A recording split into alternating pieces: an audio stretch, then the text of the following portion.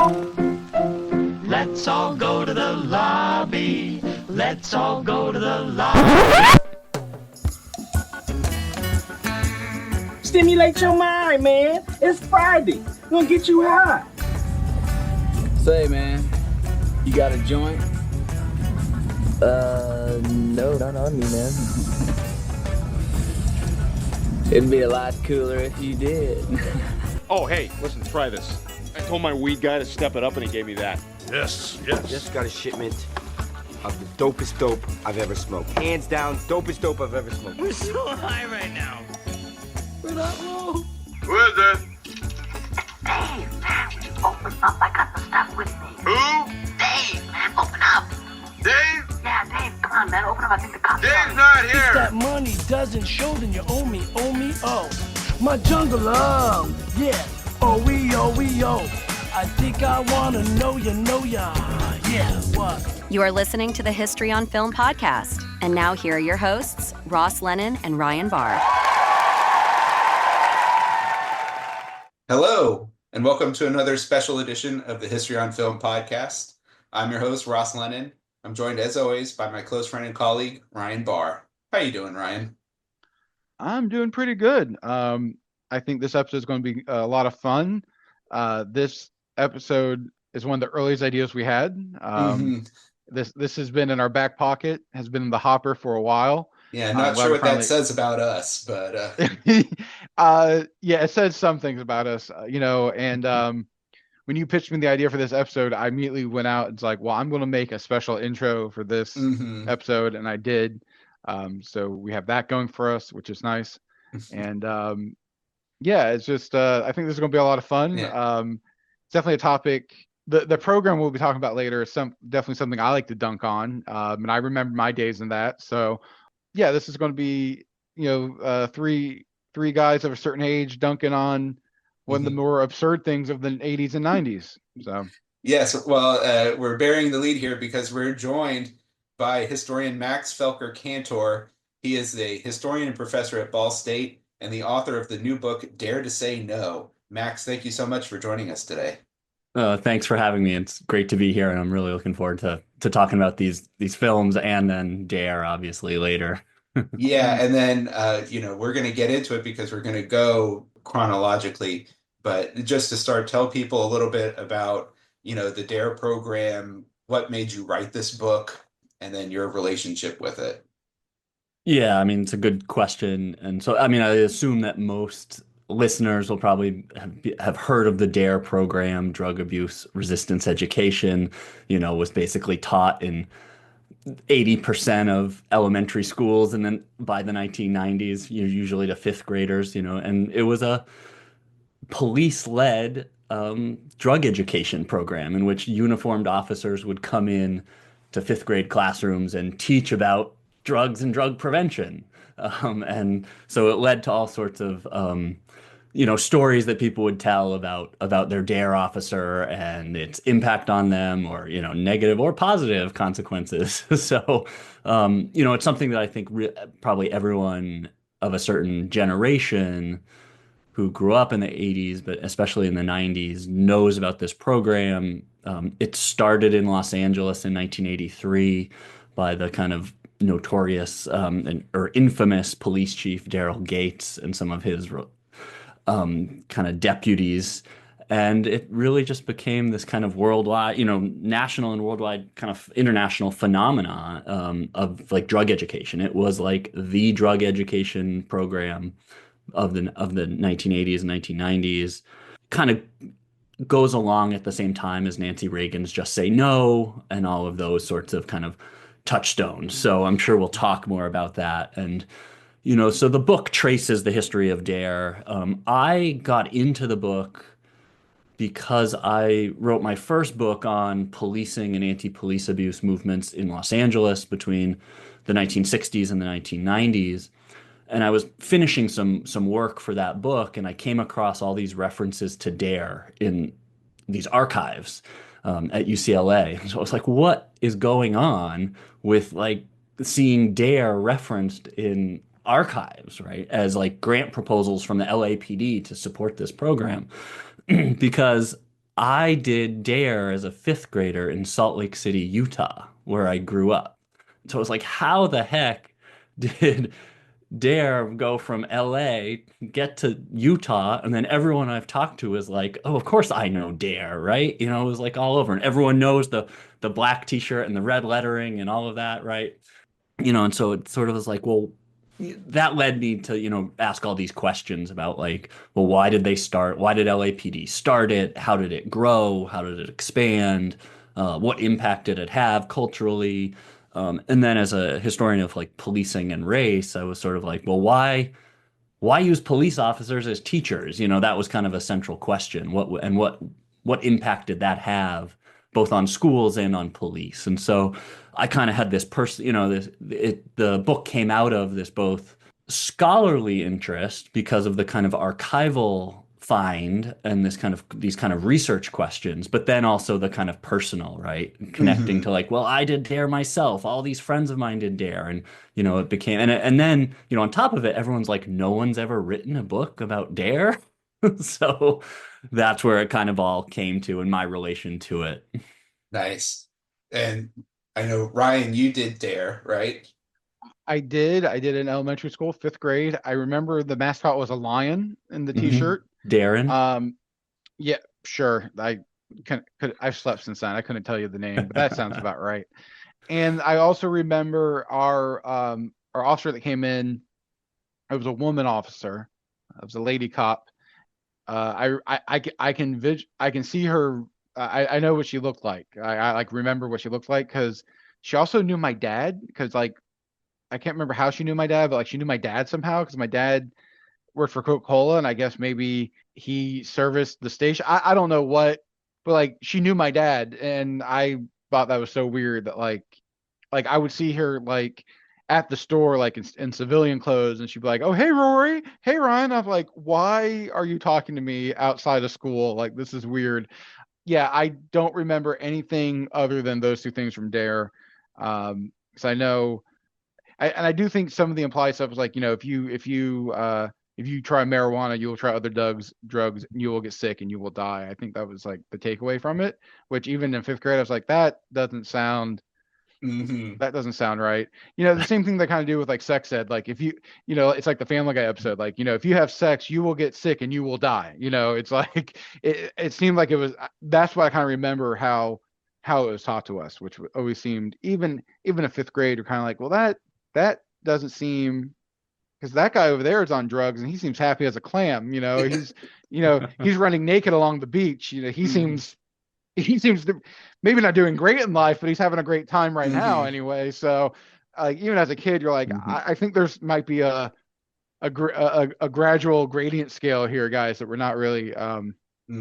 But fine, I'll color my stupid lion, because it was a lot of coloring in D.A.R.E. I remember a lot of coloring. That's why they said cops and not the Marines. Right. You know what? I think it'd be more fun with Marines. Well, the thing is, I think we learn a lot more. I think we'd get more real life skills. At least tell you how to like fight a bar brawl in Okinawa. At least something fun. Something I could use in my life. No, I'm so upset that by the time we were all in fifth grade, BJ Bittenbeiner wasn't doing his street smart stuff anymore, because that's what I would have. That's who I would want to meet if I could have met anyone. But I just have to live vicariously through YouTube and John Mulaney bits. Right, but so this is part of the book. It's not a huge part, but D.A.R.E does get implemented in Department of Defense schools around the world. So it's on like military bases, and they are training military officers, so it's not in those places like to teach the program. So it's like officer training school. It's not like when you say like the school, it's not like in Germany and Okinawa, they have like schools on base for like the American students, like the children of the men and women that are there. Okay. Yeah, and so they expanded the training of D.A.R.E officers beyond just police officers to military personnel. So that's kind of a. And then what's funny is, so in fifth grade, I switched schools mid-year, and so I actually did D.A.R.E twice. Interesting. And I wonder if I had the same. I'm sorry. I wonder if I had the same officer that you did, Ryan. because it was the same one who came to both schools. And Okay. then, so at the second school, she came in and was like, "Hey, I'm here to do D.A.R.E for you guys, over the next couple of weeks or whatever."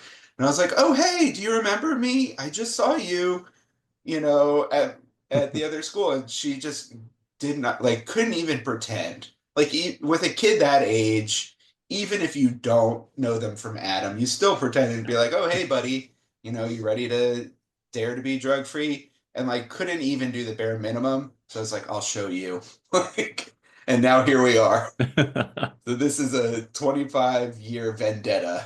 Right.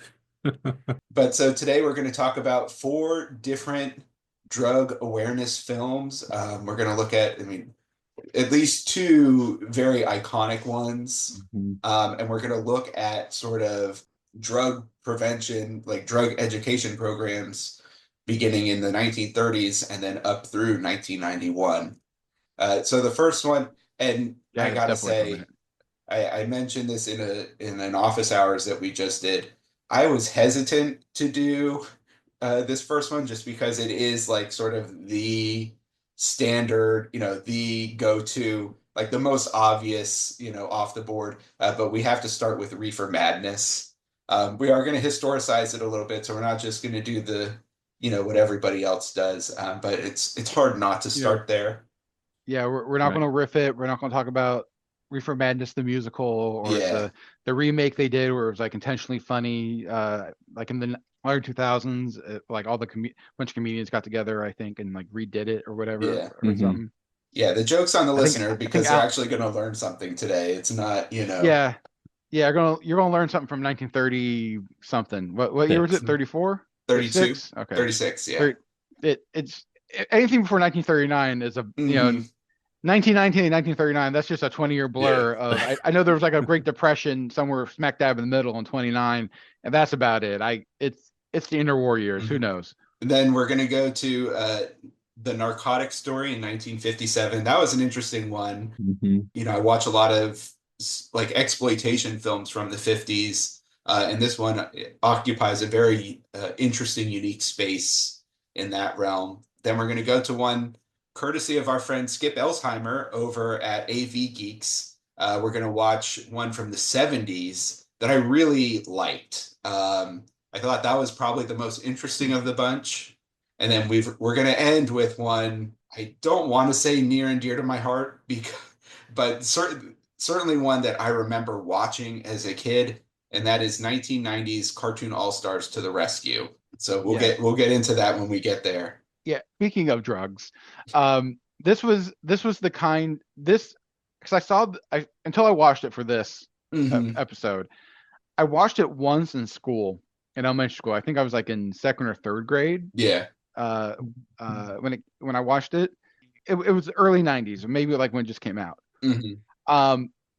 But it's one of those things where like I remembered it vividly, but over the years I couldn't remember if it was like something I made up or like a fever dream or like I said, or like maybe I did one too many drugs in college and I started watch cartoons and then I misremembered and they all got mashed up, or kind of like when you fall asleep with the radio on and you wake up and like, did I dream that or was that something I heard?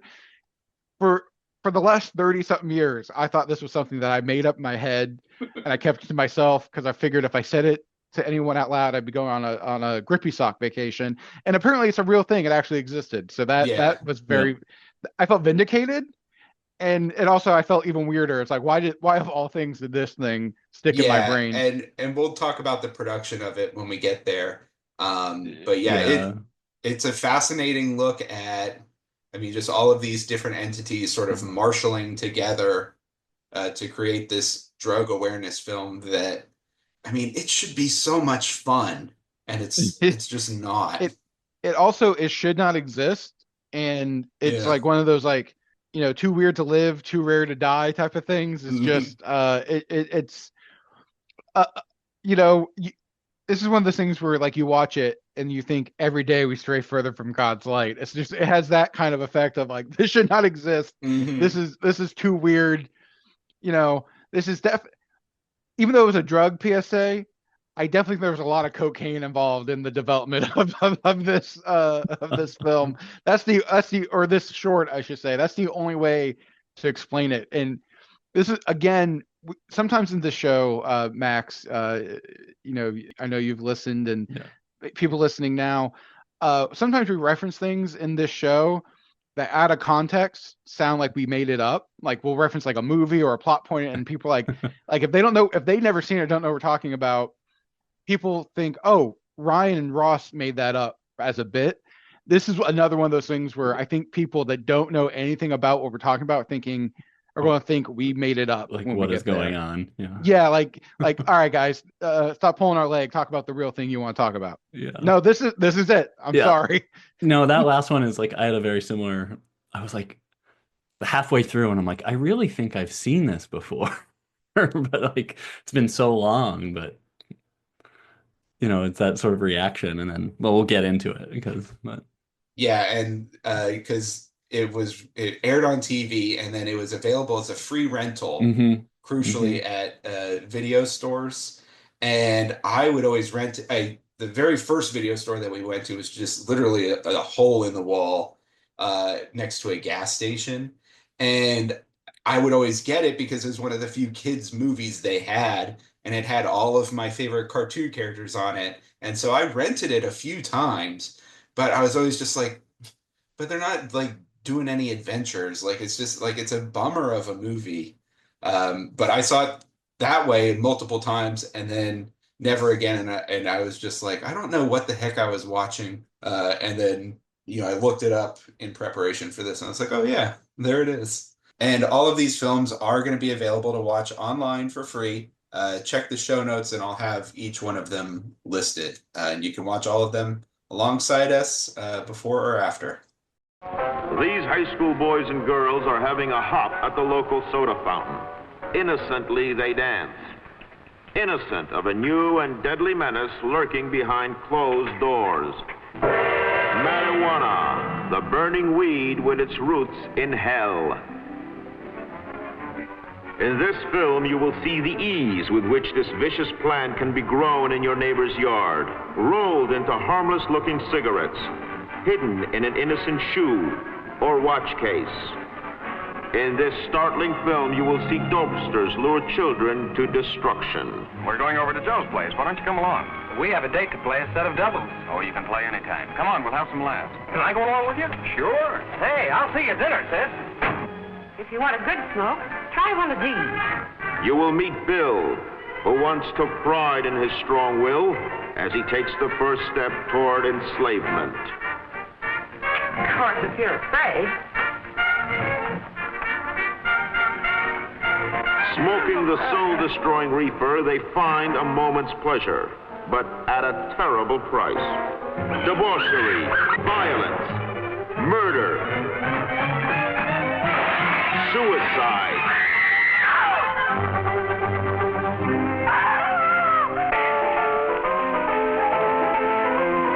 And the ultimate end of the marijuana addict.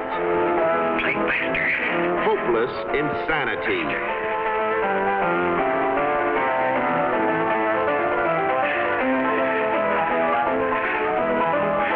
See this important film now, before it is too late.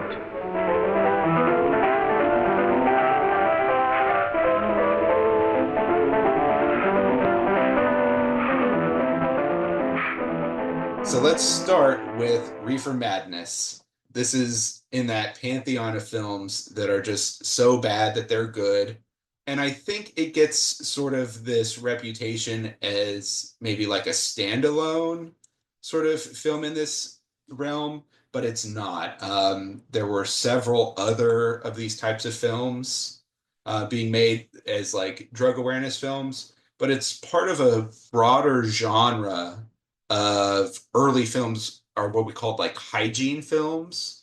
There were a lot of drug ones. There were a lot of like sex-related hygiene films, especially after the Hays Production Code, but even in the early, Wild West days of the film industry, where you could not say, hey, let's go see this, we're going to air this adult film or anything like that. It was, we are making this film about the childbearing process or starting a family, and we're going to have some sort of a medical sheen to it.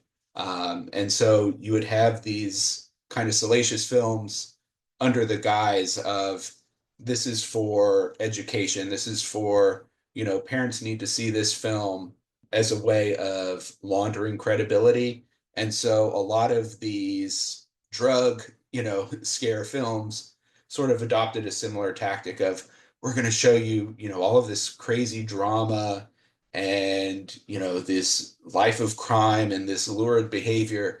But it's only, sort of like Principal Skinner, I was only there to get directions to get away from there. That's true, but I was only in there to get directions on how to get away from there. Where it's like, oh, well, we're only showing you this so that you can prevent it. But yeah, Ryan, why don't you talk us through this one? Because you've seen this one a few times. Every time I watch it, I feel like Voldemort, a little piece of my soul gets broken off and gets hidden away somewhere, because it's just, this is rough. Again, not riffing on it and not dunking on it is going to be very hard, but it starts off as a pretty much a lecture by this doctor, and he's talking to, and in a weird directorial choice. It starts with a I guess you'd call it a scroll, text on the screen, and it's very long. It's longer than the Star Wars scroll in A New Hope. It's like talking about the drugs are here and they're everywhere, and and it's it's even racist for 1930 standards. It's the jazz musicians that are doing the drugs and trying to get your kids, and it might happen to you and your kid, right? And then it goes into him doing this lecture and kind of explaining it, and then it turns into a narrative. So I guess the idea is that this doctor's giving you a lecture and trying to warn you about it, and then the narrative that he's telling, you're actually seeing played out. It's a frame narrative within a frame narrative, which is weird, but it's 1936. Fine, whatever. And then the movie just goes on about these people trying drugs. It's the story and the plot makes no sense. It goes all over the place. It really does. I've seen it 3 times, and I can't really exactly tell you what the plot is, because there's a couple that's supplying drugs to the high school kids in town, and they're hooked up with like a corrupt police officer and a supplier, and then there's this girl and this guy are dating, and they have this whole love subplot where they start going steady, and it really has nothing to do with the rest of the story, but you see them falling in love. It's a weird movie, guys. It's a weird movie. And at one point they keep going back and forth between to the house where this couple owns this apartment, this house where they all the crash spot, right? Where they all get the drugs and listen to music and have a grand old time by 1936 standards. And, first of all, it's 1936. They're not smoking weed. They're doing cocaine. Let's face it. They're doing cocaine, and they're doing heroin. It's 1936. Okay. The cocaine just got taken out of Coca-Cola. Okay. It's not marijuana, guys. It's cocaine, but cocaine's done by white people and marijuana is done by black people and Hispanic people. Ergo the racism. Yeah. This film, so many of these films baked in the sense of marijuana is a threat to white productivity, which they make explicit here, but then gets baked into future generations because, this film by itself may not have influenced D.A.R.E. and, the film in the 50s and all this other stuff, but it's these films as a collective formed the body of work that informed the professionals who informed the public. It baked in these, very racialized concepts that were then repeated throughout the generations. Right. I was about to say that this is the first time I'm mentioning it, but it will not be the last time we mention it in these movies that we watched. And at one point, a kid gets killed. One of the kids runs somebody over, but he doesn't really get in trouble. But then the movie skips right over that and goes to other plot points. The film is a mess. Like I said, this is probably about the 3rd time I've watched it, and it's not it's just not a good movie. It's not a good movie by 1930 standards. It's definitely not a good movie by modern standards. In some of my notes, I talked about how I wrote down, because I had to watch this critically and academically. I wasn't watching it as like, you and your college buddies hanging out in a dorm, taking a gummy and dunking on it, right? Which is, I think, the best way to probably. In a hunter becomes the hunted situation, you need substances to watch the movie on substances. Exactly. Exactly. You need to be, I'm not saying like full on like intoxicated coma, but like a good solid buzz going at least to watch this thing. It's easier to watch heavy metal sober than this.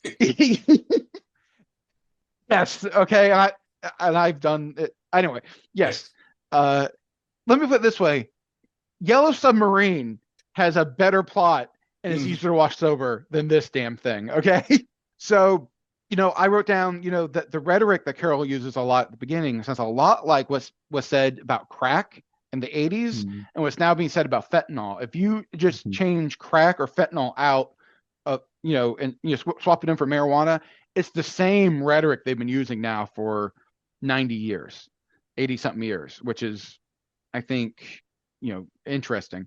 A couple other things, like they keep showing how marijuana causes like hallucinations. And I understand that LSD hadn't been invented yet. I don't even think Quaaludes had been invented yet. I think Quaaludes came a little bit later in the 40s, 50s. But I wrote in here, marijuana doesn't cause hallucinations like LSD does. It can, but not the same way because it doesn't have the same psychotropic. Like I was getting way into the weeds of the science of it, which was probably not the intention, and not like what we're supposed to do. And then another thing I wrote down, because there's a scene where somebody is pretty, like they're not, like the way they're sharing the joint is really weird, right? And my initial notes were, I guess Puff Puff Pass wasn't invented yet, was what I put in my notes, because it's a weird scene of like them sharing the joint. And then also there's the scene where the guy's like lighting up the joint and he's looking all, and it's the very famous the piano player, scene. Right? Yeah. Yeah, the piano player where he's like lighting up and his eyes are all thing. I know, Ross, when you and I saw Rush on the Snakes and Arrow tour during Train to Bangkok, they used that scene in the background. Like this scene's been used everywhere. This is one of those, like, if you haven't seen Reefer Madness, you've seen Reefer Madness because it's been referenced so many times. This one was a slog. I surprisingly had have a favorite out of the four of these, and you won't be able to guess which one. It definitely was not this one. Yeah, I mean, but like to your point about like them talking about the effects, like throughout there's these things at the very beginning, they're like, this leads to insanity, right? It's like a slow slide all the way to insanity. And it's all about like based on quote actual research, right? I think is in that opening crawl. But then like throughout, then it's like these scenes of like it becomes like a wild sex party at one point almost, right? Where it's like these are all the things that marijuana is gonna do.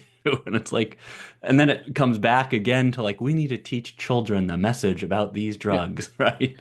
Yeah, at one point the movie becomes Rama of the Jungle. Like it's a really weird. Again, and the thing is, I think, we're looking at it with a modern context. We're looking at it almost 100 years later, right?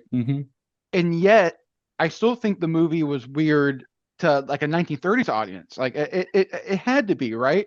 I understand that this was like trying to scare white suburban middle class people, as these things are wont to do. And I understand it's also in that weird transition time of like pre-haze, post-haze, like trying to get around some things, right? Like Ross mentioned earlier, it was a way to kind of get away with some things during the Hays Code era that, we're doing it like through a scientific or medical lens. But I would imagine even by 1930 standards, this had to be like a weird, movie. I mean, just from like the plotting, the pacing and everything like that, it's weird. You have to remember, 3 years later, we have Wizard of Oz, right? Like, it's not like, we've already had, we recently talked about Modern Times with Paul Klein. We've already had, Metropolis and Modern Times, and some of the great cinematic achievements of like the early era of film. And a few years later, like from this, it's 36, we're going to get Casablanca, Wizard of Oz, The Great Dictator. Like, they know how to make movies. That's not the thing. Exactly. Right, exactly. They know how to make movies. There's been great movies already made so like the plotting and the pacing and everything like that is, it had to be just as weird as us now in 2025. It had to be weird to people in 1936, I would imagine. And I researched it. I couldn't find any contemporary articles on it. The earliest articles I found were from like the late 50s, early 60s from like the Beatnik, like Kerouac and those guys saying this thing is hilarious. So even in like in the mid 50s, the Beatniks were like, yeah, this is full of shit. Which is refreshing to know that like this has a legacy of being crap historically. It's very nice when something's been birthed as crap and it's always existed as crap. That's nice to know. I wonder if this is the most riffed film of all time. I mean, it might be. I know it could be. If it has a head start over Manos and everything else, so it's like it could be. I know it's been riffed more than Zardos. Yeah. I mean, at least Zardos is trying to like, it does it poorly, but at least Zardos is trying to have a commentary going on. Sorry, but what were you going to say, Max? Oh no, it probably is riffed, but I was just thinking about like this, as I think Ryan was saying, like this like focus on marijuana, right? Like it is a moment, right, when the Federal Narcotics Bureau, right, the new one with Anslinger and stuff, they're focusing on marijuana now, right? And so it doesn't say this, and we'll get to these others, but like you can almost see, like, if we treat it a little critically, right, too, and think about it, it's like you almost get sort of some of the origins of like the gateway theory kind of in these very early moments where it's like marijuana is gonna, it doesn't get there, right? Like the other films we will, I know we'll talk about, it's a quick slope down, right? Yeah. But here it's like you're getting this is like marijuana is this primary problem, right? That we have to address, even though, we know that like it's not that far off, right, from other drugs being the kind of primary. But again, it's that, as you've mentioned, it's like all the kids in here. Also, the weird thing about the kids, like it was really hard to tell the distinction of ages, where I was like, those kids look the same age as the dealers, right? Yeah. Everyone in this movie looks 45. Yeah, no matter how high they schoolers are. And I get, because of like advances in medicine and photographic technology. Yes, right now, me at 38, I look a lot younger than someone in 1936 who was 38. I understand that. Also, at this point in 1938, if 1936, if I was 38, I've already lived through like the Great Depression and World War I, and World War II is about to start. And I probably have like 8 kids, and I work in a factory, and I smoke 8 packs of cigarettes a day. Like, so yeah, that all ages you, of course. I get that.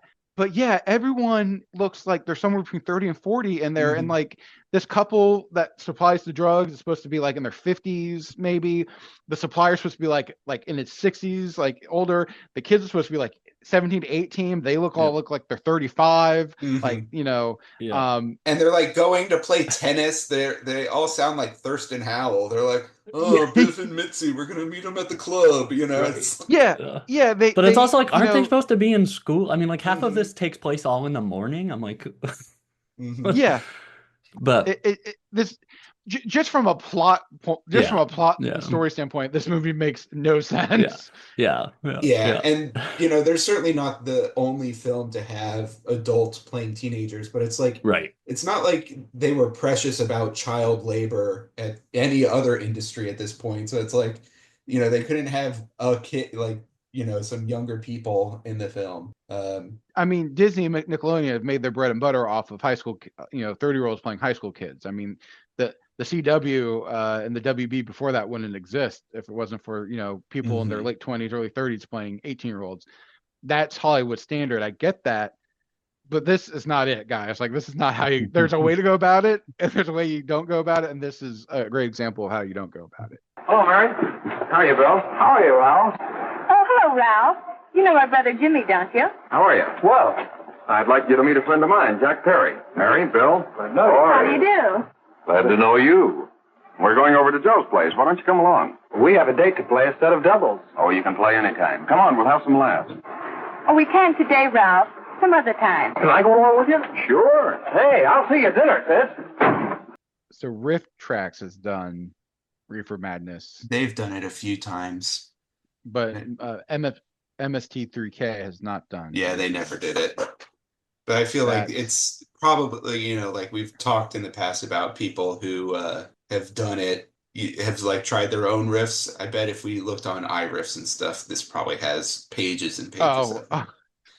The part that always gets me is the brother being teased by Junior about having a girl, and they're just like running around the house. Like that is the part where it's like the sort of madness peeks through.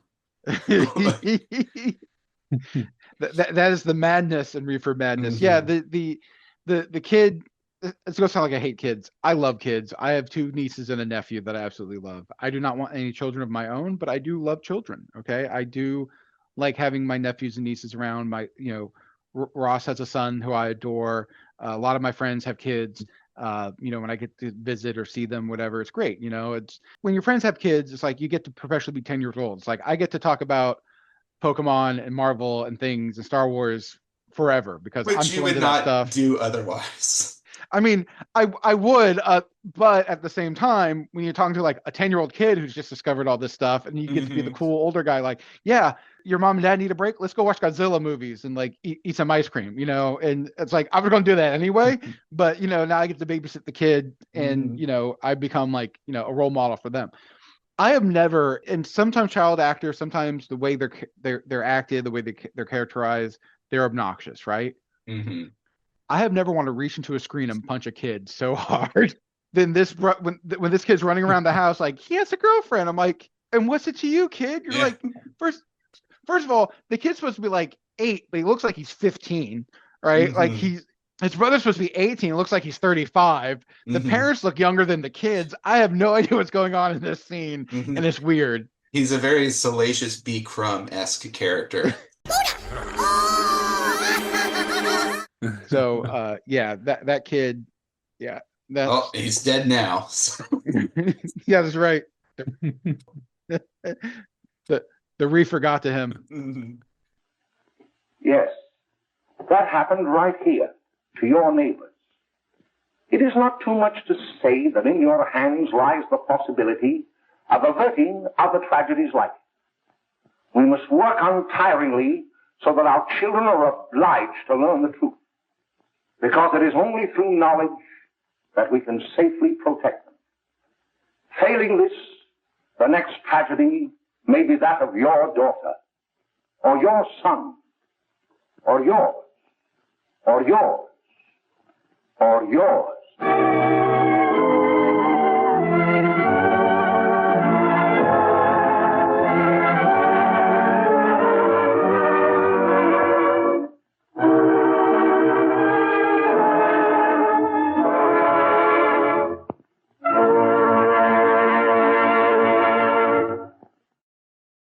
So our second film is 1957's The Narcotics Story. And what's interesting about this one, and it connects to an episode that we're going to be doing in the not too distant future, is this was a police training film. It was produced in 1957, and it had a limited public release in 1958. And so you can tell watching the film, there are some like very detailed like how-to scenes, which if you are a police officer learning to identify like, oh, what does it look like when you have to dry marijuana to make it smokable or stuff like that, or, you know, how do people inject heroin? It makes sense that you would train a police officer to do this, but when you end up showing it to an audience of like, hey, you know that thing that makes music awesome? Here's how you do it. It seems like it's undercutting the reason to exist. But what's so interesting about this film is that by its existence and by its public release, it speaks to a professionalization of the police and this sort of like criminal science, like the scientification, if that's a real word. It isn't. Of policing that we see alongside the huge popularity of Dragnet on television. Prior to this, a lot of policing was sort of just, you know, figuring it out. Really with the automobile is when you start to see a lot of standardization of policing in the United States. But Dragnet as the first, not the first police procedural, and of course it began as a radio show before the TV was invented, but Dragnet really brought the idea of here's how the police do their job, here's their professional standards, and here's the scientific method that police work is done in the modern United States. I think this film really spoke to that sensibility that people had at the time, and reinforced the idea of, oh, well, I get to watch, here the police are making these films and they're, using all of this methodological approach, and now we get to watch it as well. It's still kind of a wacky film in parts. And it's interesting, even watching the credits, every so often you'll see someone listed as Officer so-and-so, Inspector so-and-so, Sergeant so-and-so. So they really were involved in all aspects. I kept waiting to see, like, Key Grip, Officer Jones or whatever, like, the gopher was, Barnaby Jones or whatever, but... Officer Krupke. Yeah, Officer Krupke is the best boy or something like that. So. Yeah, and it's like, I mean, that's the thing. It's like putting like my police historian hat on, right? It is this moment of like professionalization, right, that comes out of really Los Angeles, like, with William Parker and other things, and like, but it's this, and obviously that's connected to Dragnet and all this, like, so there's an image making of the professional, police, but you can see it throughout this whole story because it's like I kept writing down things like, boy, these beat cops, they're pretty on top of it, right? Because they're portrayed, as these professionals who are like investigating and following leads and like doing all this stuff. And then they pass things off to the narcotics officer who seem to know everything they need to know, right? So it's like that there's like a message there of like, these are professional police doing their work in this kind of very like regimented way that, it wouldn't have been the case necessarily in the 1930s, even though like there was an earlier round of professionalization, but it really, you get these kind of standards and like hiring practices and all this stuff, scientific method, as you were suggesting, in the 1950s, right? In that round. And so, but you can see it throughout, which is really interesting. And in one sense, you can say like, well, if this was intended to be seen just by police, right, it almost works as like a, hey, by the way, we should be doing our best practices, make sure you're doing the checklist or whatever. But then to be seen as a public audience, it reinforces that idea of, oh, they are doing their best practices. They do have, this chain of command and all this other kind of stuff. So it is that sort of soft power reinforcement of, yes, they always do things by the book, Are you suggesting this is an early form of propaganda? Yes, exactly. I mean, we'll talk about it in our Dragnet episode, but yeah, I mean, so much of propaganda stems from that compared to, like Dick Tracy and some of the other fantastical representations of police that were more popular before then. My favorite, the Keystone Cops, but that's a whole other... Yeah, none of these police officers are, driving through a chicken coop or anything like that, so... What I found interesting about this movie, one, the kind of the early professionalism, of policing, but also some of it seemed even, parts of this seemed more progressive, definitely more progressive than what we talked about in 1936 with Roofer Madness. And it even seemed more progressive about our next one that we are going to talk about, which came out in 1971, both how the police are approaching narcotics, right? This is long before like DEA and ATF and just like raiding and busting down people. And what was so interesting to me is that at one point in the movie, they talk about how it is a mental health, addiction is a mental health issue, and we need to be treated as such. And the people can't be, yes, possession of the drug is illegal and criminal, but them doing the drugs is not criminal. It's not a criminal act. We need to treat them with mental health. And for 1957, that is super progressive. And somewhere along the way, we have lost the script. We have lost the plot on that, I think, as a country, and how we approach, because it's only in the last 10, 15, maybe 20 years, hey, addiction is a disease. Addiction is something, it's a mental health thing. And, we shouldn't be filling our jails with a bunch of drug users and drug pushers because it's a mental health thing. We need to be handling it a different way. That seems pretty modern. But they were talking about 1957. So something happened between 1957 and 2025 where we lost the plot. I'm going to blame Reagan, but that's because he's dead and fuck him. But also because of the war on drugs. Really started with Nixon, kinda, but I'll give Nixon a pass. Reagan is really the person here, which I don't know if everyone's going to take. I'll give Nixon a pass. Taken out I of was going to context. cut that. Yeah, don't worry about it. I was going to cut the hell out of that. Like, I mean, but it does. That will be used against me ever in the future. You don't want that, yeah.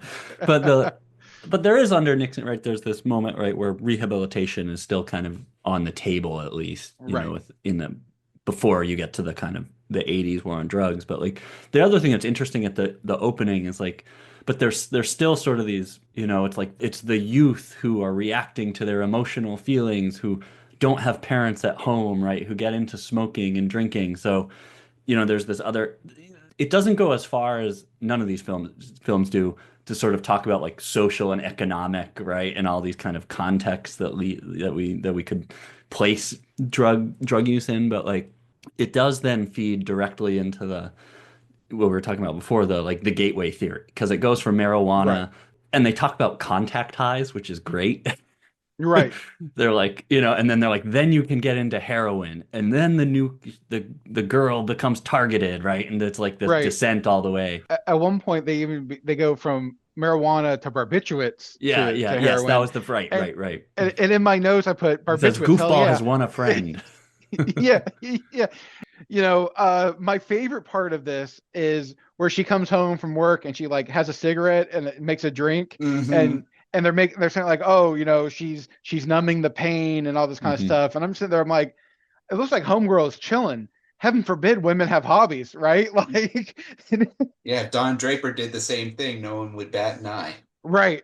You know, if John F. Kennedy wants to have a cigarette and a drink after a long day in the Oval Office, that's fine. But when homegirl does it over here, all of a sudden it's a crime. All of a sudden it's a gateway drug, and it's her mother's fault. Right. Which I did like the whole like, it's her mom's fault. Like, I'm like, oh, that's where this started, huh? You know.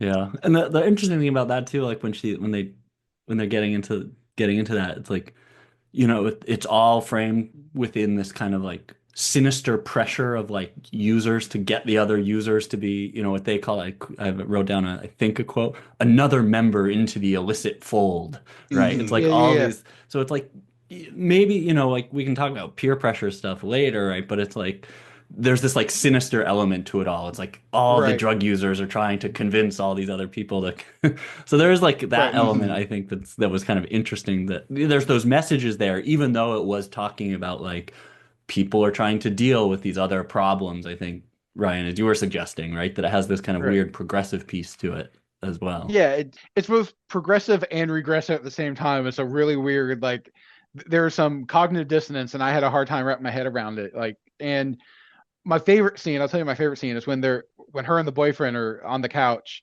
and the living room's a little messy, and it's implied that they were like shooting up heroin, right? Because there's like you can see a needle, but it's not like, oh, they weren't doing it, right? And the mom comes in and it's like, what's going on here? And I put, looks like they're chilling, Mom. That's what it looks like what's going on here. Yeah, there's a lot of very like, what's going on here? What's all this then? 50s, you know, in this. Another reaction I had at the beginning where they talk about like, you know, I don't remember the main character's name. Joan, is her name Joan or Jill? It's some very white girl 50s name. We'll call her Gina. Joan. Why not? Gina. I knew I had a J sound in it.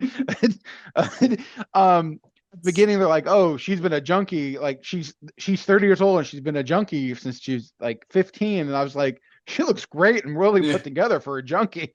Like, I think Gina was in the next film. Oh, wasn't she the heroin addict that they had? She might have been talking to the kids. Anyway, I didn't get the girl's name in this 57 one, but the key, like the thing, we'll call her Joan. Her name's Joan. No one cares. But it does like build on those like the same themes too throughout, of like innocent suburban white girl, right, who's being like targeted, and first it's the friends, and then it's like the, you know, eventually it's like the heroin pushers bringing her to his pad where he's going to make her into one of his customers and junkies, who's going to then turn to prostitution, right, to so that she can score. It's like it's building on all that kind of innocence of suburban white kids, right? That was growing in that was driving a lot of this at the time. Fears around drugs. So especially with the Reefer Madness, the print material and stuff like that. That's always a little bit harder to find for a lot of these films. But the way these would have been advertised in print was always featuring usually a white girl saying like, oh, what's going to happen to her? Like, that is a common marketing technique, if nothing else, is to sort of frame it as, this white woman is in danger unless you can learn the skill, unless you can learn the secrets. You're in danger, girl. They're going to kill that poor woman. They're going to kill that poor woman. Didn't make the fucking handoff, man. They didn't get the fucking money. And they're gonna kill that poor woman. They're gonna kill that poor woman. So another fun fact about this film that I found out while watching it and doing some research, it has another name that was released under. Okay. Goofballs and Tea, which sounds like a fun, just like a fun buddy comedy romp. Like, I'll go watch a movie about goofballs and tea and yucking it up. And tea sounds like something where one of the characters is a talking dog. Goofballs and Tea, which was our original working title of this podcast. Yeah. Goofballs and Tea. Oh man, that's pretty good. Give us some pot, forget what you are, you can be what you're not. I have 6 people that I counted friends who use marijuana, and they never did graduate to heroin. You know why? Because on marijuana, they committed crimes of passion and were electrocuted before they got a chance to get hooked on horse. Hey, don't help me! You get away from me! You get away from me! You hear me? Because I don't care anymore! And nobody loves me and nobody cares about me! We have the marijuana odor tablets. This throws off the aroma, and you can identify the marijuana with this. And we have the marijuana plants for identification purposes, and they're used in the schools and also in the police departments. We have 3 sizes, a 28-inch, 38, and a 48-inch. Throughout the United States, schools are being pressured into responding to the unprecedented problems of drug abuse. Many schools have reacted by inviting independent drug programs into the classroom. These programs are often presented from a point of view which many students find difficult to accept. So we go to 1971, and so this is part of a series of like PSA type of educational films that were created, and this is called Drug Talk, and the series is called Drug Talk, and this installment is called Some Current Drug Problems. I think this one is probably my favorite. Again, this is courtesy of our friend Skip Elsheimer over at avgeeks.com. He has a lot of these collected. I know he has a couple of DVDs that are just collections of drug films over time. But what I like about this one is it's the only time where we get to see students talking, directly about their experiences with these sort of drug programs. It's interesting that it comes at this time sort of on the end of the countercultural wave. It's the Nixon administration. Nixon is very explicitly using a war on marijuana to go after Black and radical left activists. That's not a conspiracy. That's not a secret. The Nixon White House said, well, we can't arrest, Black Panthers. We can't arrest, SDS members, but we can arrest potheads. And so that was a way to get a lot of his enemies off the street, was to say like, oh, well, look, they've got pot. But I think hearing some of these students talk, pretty frankly about pot and sort of how they're being talked to about these drug programs, I thought that was very fascinating, because a lot of their insights sort of reflect the criticisms that we would have of the D.A.R.E program.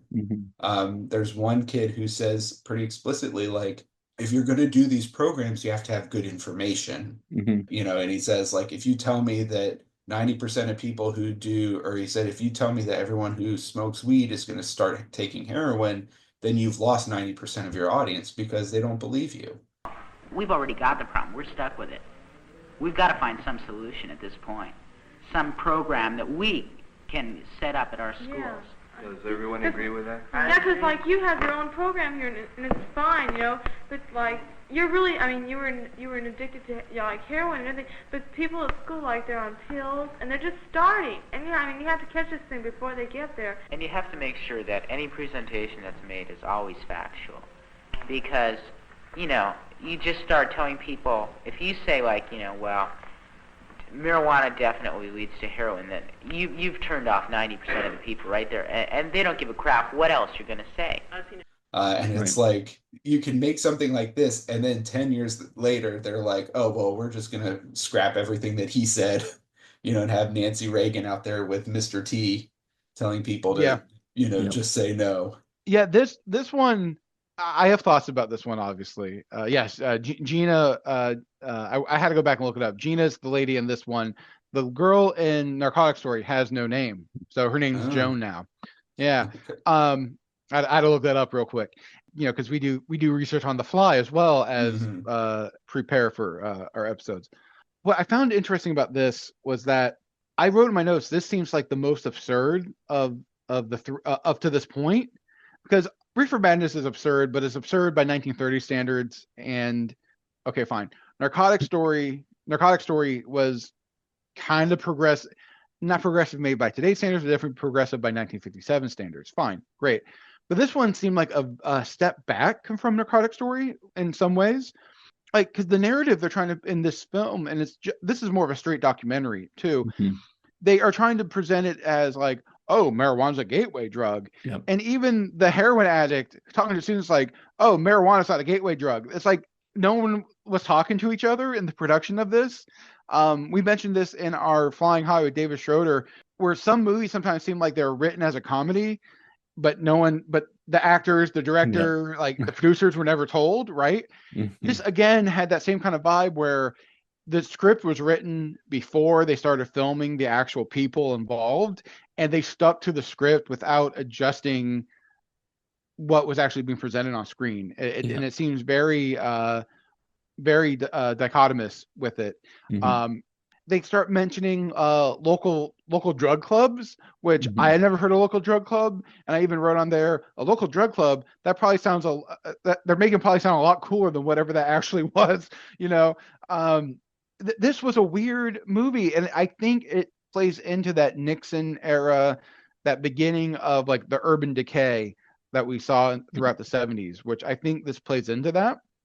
Which, of course, the whole urban decay thing was starting in the 50s in like places like Detroit, New York. Like, it wasn't just a 70s phenomenon. It had been boiling for 20 years by that point. But I definitely, if you look at it knowing like what was going on in 1971, urban decay, especially in parts of like the Bronx and Washington Heights in New York and Newark and Detroit and some of these northern inner cities, you can start seeing like where they were like trying to go with this movie. But even then, it was a very weird movie to me. And, what really stood out to me, the biggest thing that stood out to me of all of everything and there was a lot of stuff presented in this, was that even in 1970s, the cops were making big deals about their seizures. Like now it's not uncommon to see a local police force, a county sheriff or a city police, maybe in a rural area or even a big city. But I'm in Georgia. I see it more in the rural places where there's not a lot going on. Because the big crime people are usually the families that like own the businesses and are the county commissioners, and the police chief themselves are usually like the crime lords in these small towns. So they're like, we arrested somebody and like we seized their drugs, and it's like an ounce of marijuana, and they're sitting there posing with like two little baggies, like two little dime bags on a table, like look what we seized. And and a lot of people might think, oh, this is a very modern, very like social media influencer, look, the cops are doing their job type of vibe. But apparently even the 70s, they were like, oh, wow, look, we seized 2 ounces of marijuana off this guy and ruined his life and sent him to 10 years in jail. So again, and we've talked about this before on the show about other things, about how not a lot of things are new, that came up in modern times, that came up in some other episodes we've done. Not a lot has changed in the last 40, 50 years. In anything, nothing is new. Cops now are still as incompetent and still as foolish and as still absurd as they were in the 1970s as they are now. That's a whole other. I am the last person you should be watching like these like propaganda documentaries and films and be like, oh, the cops are getting the drugs off the street. I'm like, well, why? Yeah, no, the thing, like, I mean, there's a lot in this, like, because there's like three or four different like pieces to it in some ways, but there's a lot of it that I see as kind of like precursors to what we'll talk about in the 80s, because so like the opening scene, is, I mean, it's all about marijuana and this, like the gateway theory stuff, right? Even though it's like so funny because, as you said, like the kids and Gina, who's the like ex-heroin addict who had become and was in this classroom telling kids, which I loved. She had this line. She's like, "Do any of you know about strychnine and speed?" And I was just like, okay, like. So there's these different pieces, but like the opening, about the gateway theory, but the opening classroom is a police officer going into school to teach like a one-off lesson where he's just like, here's all the things drugs do to you. Right? Which is this moment in like drug education where they're still doing that, like, here's the board and here's all the types of drugs. And so it's like, and that's specifically something that like by the 80s, D.A.R.E is, at least on its face, they're saying we're not just going to give kids a menu of drugs. So it's like you can see this kind of precursor where it's like, and then the ending of it is just a whole different thing where it's like, so essentially this officer is telling them how to use drugs to this classroom. And then the ending of that scene, that moment, is so funny because the teacher's just like so enthusiastic and she's like, have a great holiday, kids. It's like, off you go. But, and then at the end, the private drug club things that you were mentioning, Ryan, to me seemed like it were these pre-Just Say No clubs. So it was like these students organizing, because at least from what I gathered, it was students organizing, like, be part of our drug club that's like a no drug club, really. And there's girls up there like essentially yelling at other kids and calling them, I think, like something like snithering idiots if you choose to do drugs. And kids in this like assembly, I think, are essentially laughing and getting up and leaving in the middle. But it's like, I think that's like this moment where it's like this Just Say No club, like Nancy Reagan. So I see a lot of like stuff going on there, that's kind of like pre what we'll see kind of come together later. But the thing that's interesting too, again, is the kids that they interview are all pretty savvy and aware, which kind of speaks against the message of the film. Right. It like I at one point I was waiting, like, when the cop. First, I want to say this: Gina seems like she has a lot of fun. I want to hang out with Gina. I think Gina and us could have a good time. She seems like she'd be a fun hang. But yeah, the kids were a little too savvy, a little too street smart when it came to the drugs, to the point where when the officer was like demonstrating like how like the proper use and how to like the different uses of these drugs, I was waiting for a kid to go up there like, that's not how you fill a gravity bong. This is how you fill a gravity bong. Like, I was waiting for that. Like, the kids seemed like they knew more, and they were like about to like take the cop to school and teach him about some stuff, and then like, the one drug dealer kid was like, all right, that was last year's stuff. Check out the new stuff I got. I was waiting for that to happen. It didn't. But like, if I was writing this movie, that's my version of this, because I'm a romantic like that. But yeah, the drug club thing, again, they kept talking about drug clubs and they told you what it was. I'm like, well, that's a misleading name of that. When you say drug club, you think it's a club where you go and do drugs. That's, as the name applies, a drug club. Not, now if you call it the anti-drug club or say no to drug club or no drug club, that's a little more telling of what you're getting into. I want to know, and I speak from experience from this, because I did Model United Nations a lot in high school and college, like all throughout high school and college. And I remember one afternoon we were meeting for Model UN, getting prepared for a conference, and these two girls showed up. They were cheerleaders, and they misinterpreted what the model part of Model UN was and thought it was about modeling. This is a true story, okay?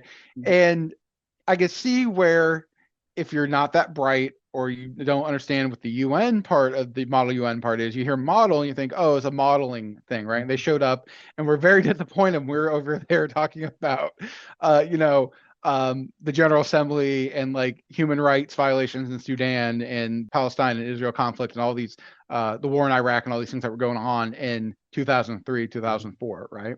I could also see where if you're advertising a drug club on a campus and someone shows up, they're going to I'm sure. I'm sure somebody walks in, and I am sure that some people showed up to those meetings and were highly disappointed in what the meeting was actually about, and because I've seen it firsthand. Mm-hmm.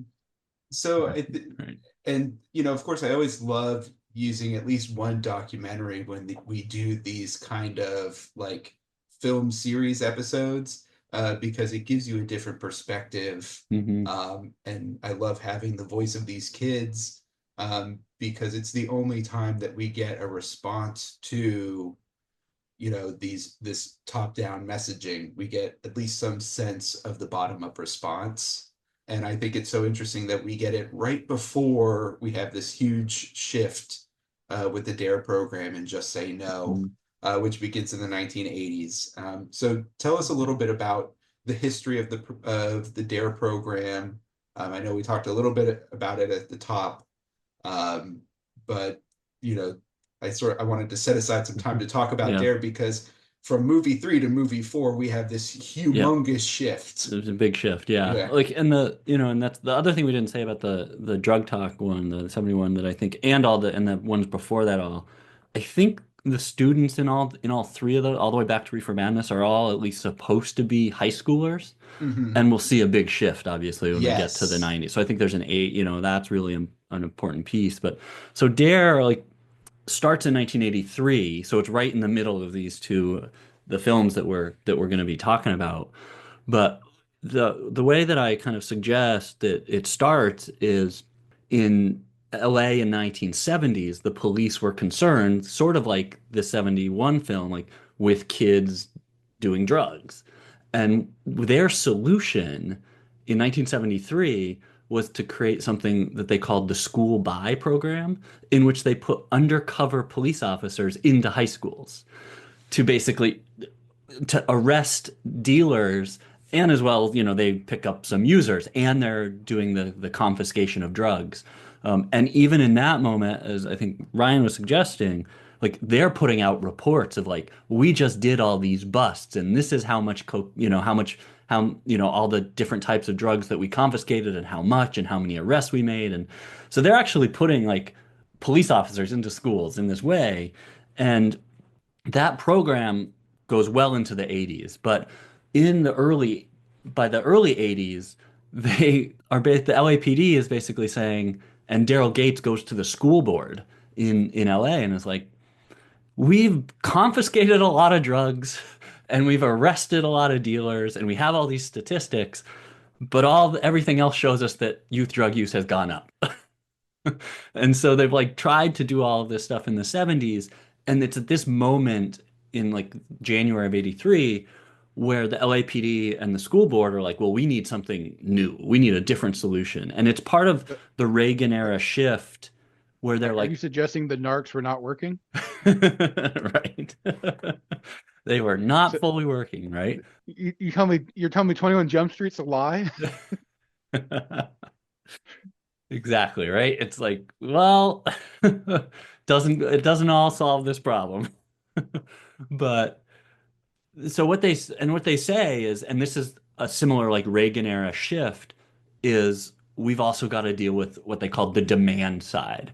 So like we've got to do the supply, right? And we've got to continue to like arrest people and put all these, border interdiction policies in place, which the Reagan administration is really kind of starting to emphasize, especially when you get the drug abuse acts in 86 and 88 later. But they're like, we've got to deal with supply, but we realize this is a demand side issue, right? They're like, all these kids, there's a demand for drugs.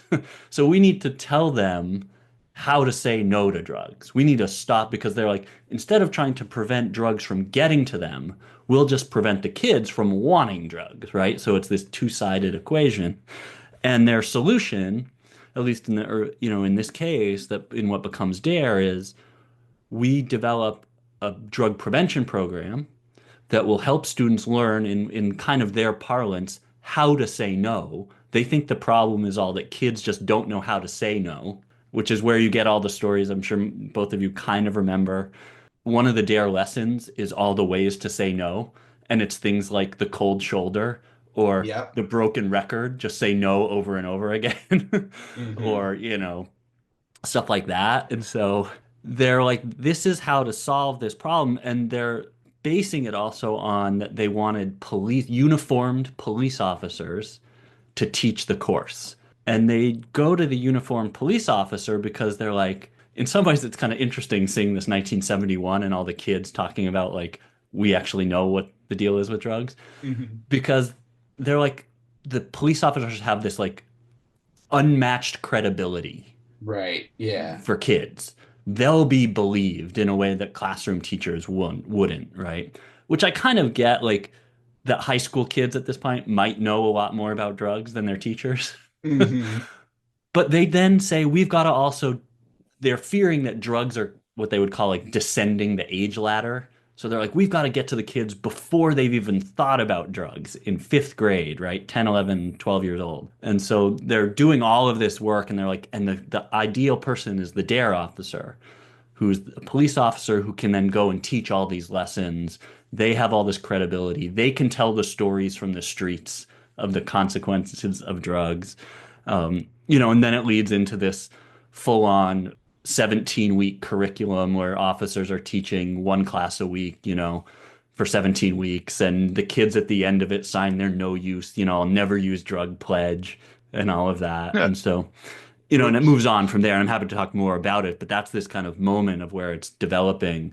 And then it's, within the broader context of the Reagan era, Nancy Reagan's Just Say No, all that stuff that's starting to happen, with Reagan also declaring his war on drugs with Nancy Reagan, the famous televised, announcement of like, we've got to deal with the drug problem. And so that's all kind of in the background or, in the broader context. While at the same time, the Reagan White House is the biggest drug dealers on the face of the earth. Right. I was just about to say, like, oh, we need to stop the demand for white kids, but we're going to create demand in black communities for crack cocaine. Right.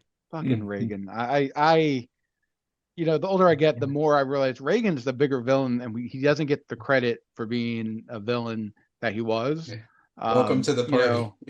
Yeah, no, even when I was a Republican, I was like, guys, Reagan should not be the end all be all of like Teddy Roosevelt, maybe. Best case scenario, the second half, he thought his vice president was a chimpanzee. Right. It's like, guys, no, Teddy Roosevelt is who we should want to recreate, not anyway. Well, and it's we got to figure out who's responsible for all of this. What happened here? Yeah, we're all trying to find the guy who did this. But it always boils down, especially in the last 40 years, it's always Ronald Reagan's fault. Yeah, I mean, but it's also like this interesting moment, as you were suggesting, of like, because D.A.R.E. they're also using all this like colorblind language, because they're like, oh no, this is for all kids, right? It's like, but there's also like these implied messages that like the suburban kids need to be protected. The other kids need to not, it's not necessarily protection in the same way, but we need to teach those kids as well. And there's this different approach, right, to teaching Black and like Latinx kids and stuff. And D.A.R.E. actually, like, not as many people know this in Los Angeles, and it spreads out elsewhere as well, start an after-school program that is directly targeting what they call, quote, inner city schools, which is coded language, right, for race. And they call that program D.A.R.E. Plus, and that acronym stands for Play and Learn Under Supervision. And so it's like, and that kind of idea of supervision directly targeting like Black and Latinx or like ethnic Mexicans in LA, is also this kind of way that they're like, well, the suburban white kids don't need that. They're just going to become friends with their police officers, but we need to like manage these other kids because they need more like supervision, right? And so this after school program starts, and that's in the early 90s. But so there's all this like ways that's kind of, I think, playing with the kind of that broader Reagan, like color. It's like colorblind, but it's all racialized in these other ways too. And it's so interesting because you talk about like demand descending the ladder, and it's like they don't change the sense that these drug dealers are like aggressively targeting the kids. So it's like instead of saying to a high school like, "Hey buddy, you want to buy some weed?" They're like, "Oh, well, what's going to happen is these drug dealers are also going to be going into the elementary schools and like, oh, they're going to give it away, and then the kids are going to do it, and then they're going to get hooked." Like it's interesting how the dealer like becomes this more predatory figure. I don't know, this is me just kind of putting it together on the fly, but it's like it really creates this sense that like these drug dealers are out to get people and hurt people, like as their reason for being. Like, well, why are we evil? Because we're bad. Like, right. as opposed to like, no, these are people, trying to make a living or whatever. Yeah. I mean, I think we've seen that like in all of these films in a different way, right? But it's like really in the 80s. It's like, but there's also this element by the 80s. They're all just modern Jean Valjeans, really, if you think about it. Yeah. Which is going to tie into an episode coming up. So. Right. Well, there's this great scene I have in the book that like, there's this moment where there's like an African American kid who's like picked up and for dealing drugs in his D.A.R.E t-shirt. And so it's like, but it's like because of the economic crisis that places like LA and elsewhere are going through, right? It's like this is what is available in terms of jobs.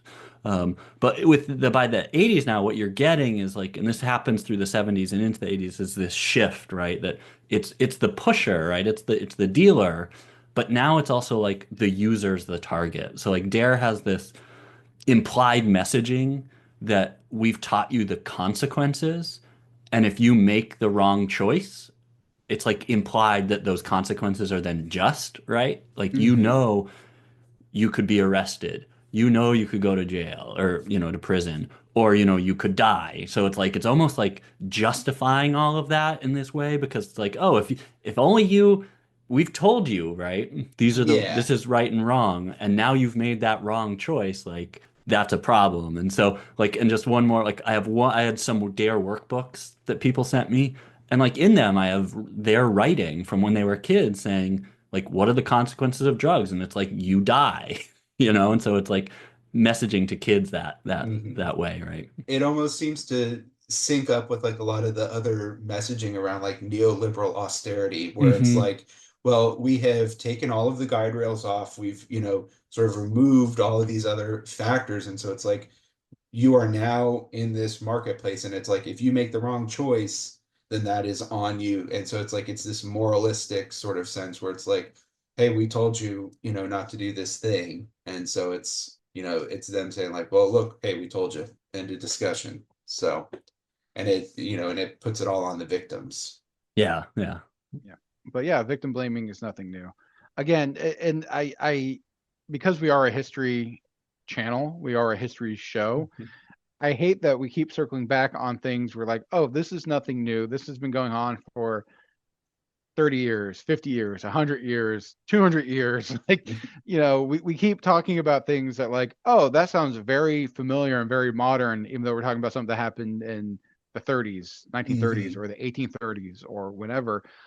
It kind of makes you sad a little bit. It's like, as a history major in undergrad, I had that kind of enlightenment moment where I realized, oh, there's never been any good guys in history. There's never been any safe places, and never been any good things. It's just like moments, just, reprieves and moments of rest and peace, sandwiched in between very chaotic, very horrendous, very horrible things. And this conversation about drugs and how we treat drugs and how we talk about drugs in this country, because this is a uniquely American thing. This is, the conversations about drugs in Portugal, for example, is totally different. That's a deep cut if you don't get it. The way even our North American cousins to the north and south of us have very different conversations about drugs in Canada and Mexico than us as Americans. This is a uniquely American thing. It's not even an Anglo thing. It's not even an Anglophone thing. It's an American thing.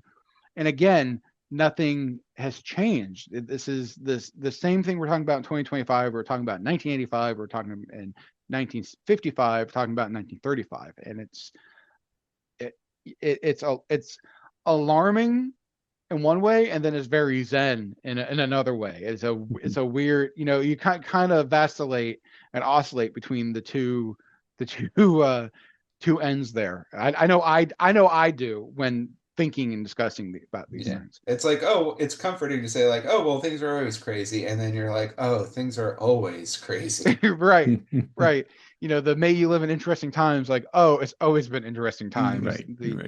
The 200,000 years of human existence has always been an interesting time. Great. Cartoon All-Stars to the Rescue is the powerful story of a teenager dealing with drug and alcohol abuse. And some of your favorite cartoon characters will help you understand how drugs and alcohol can ruin your life. So watch the program. Talk about it with your family. And make the right decision. Stay away from drugs and alcohol. So that brings us to Cartoon All-Stars to the Rescue. This was a 1990 TV animated special. This is Avengers Endgame. This is, this is Destroy All Monsters. Yeah. This is the Destroy All Monsters of cartoons. And I'll link in the show notes. I'm a big fan of Talking Simpsons and What a Cartoon. And they did a really great deep dive into the production history of this. And they give it, I think, like almost 2 hours. And they're animation history specialists. So I think if you're interested in how this came about, we would end up just sort of doing a speed run of what they did. So I want to include that for people to check out.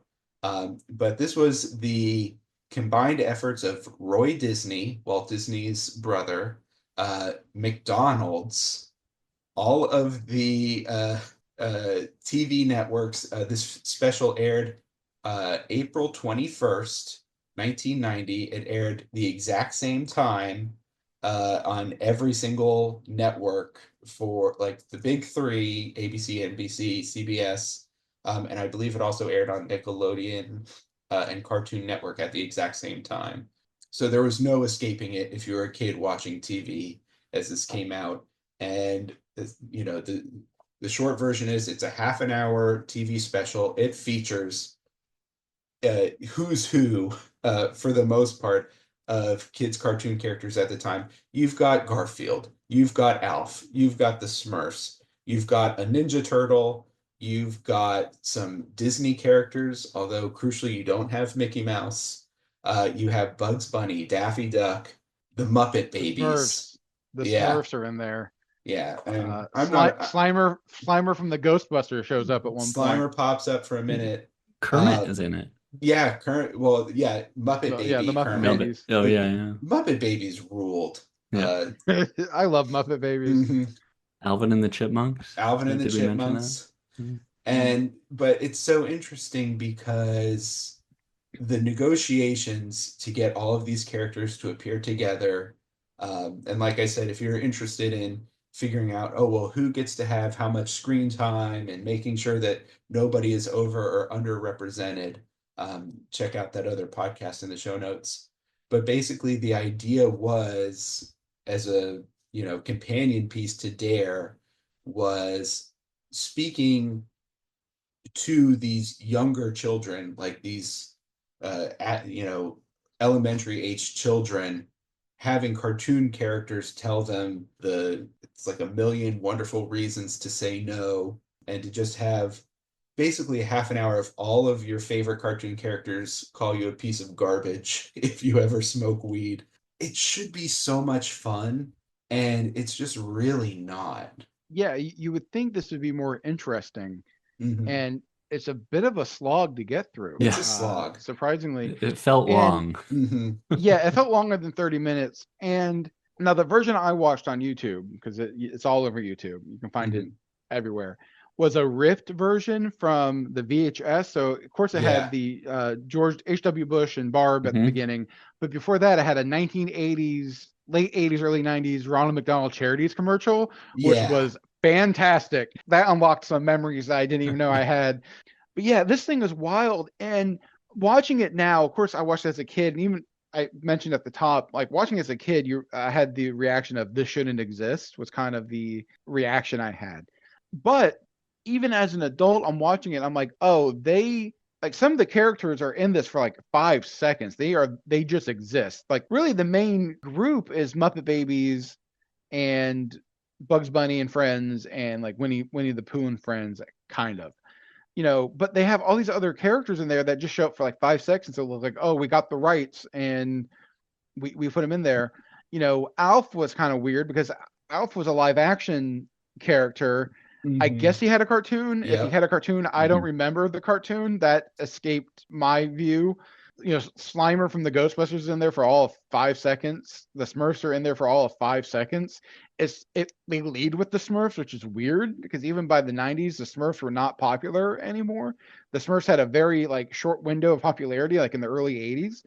And then like I even wrote in my notes at one point, like all the characters leave the house, because how it's done is like, it's not like the cartoon characters are coming alive from the cartoons. The brother that's the drug addict and the sister who finds his drugs, his little sister, they have all like this like licensed merch, and like it's more like Toy Story where like the licensed merch is coming to life and it's trying to save the day. Like, so she has like a Pooh Bear, a stuffed Winnie the Pooh Bear, and at one point like all the characters coming to life and coming out of the posters, coming out of the books, coming out of the TV, coming out of wherever. And at one point, I even put it in my notes where all the characters leave to go and stop the Chad, I guess his name. I don't know. It doesn't matter. I think his name is Chad. He is a Chad. Yeah. He's. It sounds like Chad. They all rush out to like go stop him from doing more drugs. And Pooh Bear's in the window like, you guys got this. I'll stay here, right? Like Pooh Bear wants nothing to do with any of these shenanigans, which I can respect because I think I'm Pooh Bear in this situation where I'm like, I'm not getting involved. I don't care. Let him ruin his life. Yeah. Well, and someone who sits around and eats all day probably should not be telling someone not to smoke weed all the time. Yeah. Those who live in glass honey pots should not be throwing stones. Live in glass trees. Yeah. Well, and it's so funny because the inciting incident is that he takes her piggy bank, I think so it's like they're not coming to life because of the drugs at first, it's because she's been robbed. So these characters are sort of like the Wild Bunch, where it's like, we've got to form a posse and go get this money back. Right. Well, they're like investigating, right? And the kid, the older I just looked is Michael, and Corey is his younger sister. Michael. You could have swapped those around, and I would have said that he was Corey and she was Michael. It doesn't matter. No. But I love how he's the like drug user, and he has his little like habit smoking like animated thing on his shoulder the whole time, like encouraging him. I know this predates Ferngully by like 2 years, but as soon as he popped out, I was thinking, is he going to start singing Toxic Love? Because that's going to be awesome. I would much rather have had, instead of like the smog monster that they make for this movie, I much rather they've had Tim Curry's character from Ferngully be his like, I think he's, I don't know why I remember this, but I believe in Ferngully he's called Hextus. I remember that, but I can't remember a thing I watched a week ago for this episode. My brain works weird. The drug smoke monster is voiced by George C. Scott, so it's Patton. Oh, I didn't even know that. Can I just say my other favorite part is where they pull like an Inception and go inside Michael's brain with Michael, which was a choice. And I even put in my notes, so the inside of the human brain looks like Space Mountain. Today I learned, because it looks like they're on Space Mountain when they're like on this roller coaster through his brain, which was again, choices were made. And like I said at the top, watching this now, like as a kid, you're watching it like, oh, this is weird, this is different, this shouldn't exist. These universes shouldn't be colliding like that. As an adult, I'm watching it like there was a lot of cocaine involved in making this thing. There had to be in the making of this film. And it's so interesting because really most of the characters we see are the cartoon characters and the brother and sister. He falls into doing it because older kids convince him to do it. Like, so we're getting a lot of the peer pressure element of it. And like their peer pressure to be like, you've tried marijuana, now I've got some crack, I think they said at one point, right? Or something like. But it has all those like themes, right? It's like the same thing. It's like the older kid pressuring. He's like, I wanted to look cool, like then there's the younger sister and like she's like, I'm worried, and then there's like pressure on her, like from the smoke Yeah. monster or smoke marijuana thing. He's like, you should try it too. And then it's Yeah. like, so it's all these same messages, and then like the end message, they have all the no's. They're like, you just need to say no. But then it's also like there's the self-esteem message. Just believe in yourself. That's the solution Yeah. to this, right? And which is very much by the 80s, right? That's the kind of messaging with D.A.R.E. and other things. And so Right. it's such a simplistic message, right? Yeah, very Care Bears coded. Another thing that I found interesting about this is like all the characters they assemble. I guess they only have the budget for one Teenage Mutant Ninja Turtle. They didn't have the budget for all four. I guess they couldn't afford the rights to all four. They only have one Ninja Turtle. And I'm like, come on. Yeah, it was. I forget the details, but it was that they only wanted certain characters to appear with certain other ones, and they had to make sure that each one got a specific, didn't get too much time versus the other, and there were certain characters that were allowed to know more than others. My whole thing is, if you're going to pick a Ninja Turtle, why do you pick Michelangelo, the one that sounds like he's on drugs? I just don't understand why. Like, again, choices were made throughout the entire production of this movie. Yeah. But I mean, the other like piece of it that I found really interesting, like that, it has, I think you mentioned like it's H.W. Bush and Barbara Bush, right? They're there at the beginning. So it's like such a similar thing of like the Reagan era, right? Reagan and Nancy, and they are doing these things like they are sponsoring. They sponsor in the mid 80s. There's a whole comic book, the New Teen Titans, and this like and it's an anti-drug comic book that the Reagan, like Nancy Reagan has like a message about and like is part of developing, in terms of like sponsoring it. And so it's like this very weird connection between these politicians, and then it's like, here's a cartoon, but it's like, and so it's like this public messaging. And it's just, I mean, from an academic perspective, it's upsetting because Michelangelo is a party dude. Leonardo leads. Like, you can get him.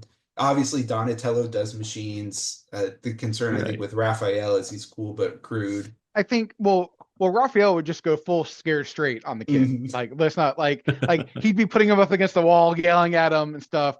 We don't want Raphael.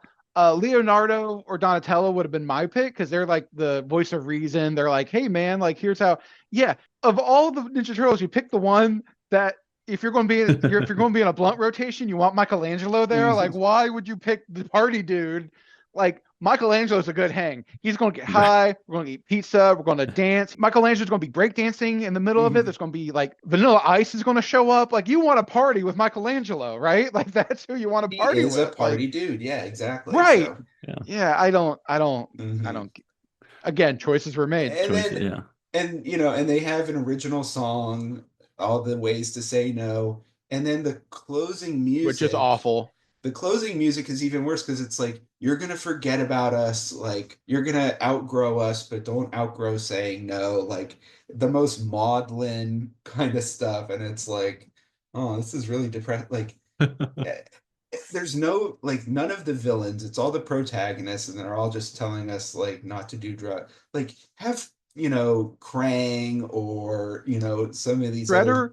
Yeah. Shredder will tell you say no to drugs. You know why? Because Shredder wants you on top of your game. He needs the best of the best for the Foot Soldier Army. Yeah, the Foot Clan was, trying to push drugs on the kids. Like, I don't know. It just, work went into this, but it was not enjoyable. The idea for this was written on a cocktail napkin on like a 3-martini lunch in the middle of the afternoon. Like that's how this was done.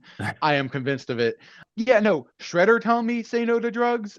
I'm gonna listen to Shredder. Shredder's scary, man. Like not Elmer Fudd, Yosemite Sam yelling at you and shooting at you not to do drugs. That would get kids not to want to do drugs. They don't want to mess with Yosemite Sam. Like, there are, like, there's no, like you said, there's no villains, and the villain they use is like made for, it's like an original character for this show. Shocker, this is my least favorite of the four. Again, I have a favorite on here. You're not going to guess which one. Despite having Alf and Garfield, this is And that's a great combination because you'd think Alf would constantly be trying to eat him, and it's like they're so funny to get like. That's the thing. Well, it's the like best moments are the two of them together. It starts with the Smurfs. You have Alf and Garfield at the very beginning, and they completely disappear from the show. I'm like, no, bring Alf and Garfield back. I want to see, especially you have Lorenzo Music. Like, he's still alive. This is like Lorenzo Music is still alive, still doing the voice of Garfield. And you don't use him? What the hell is wrong with you people? Huh?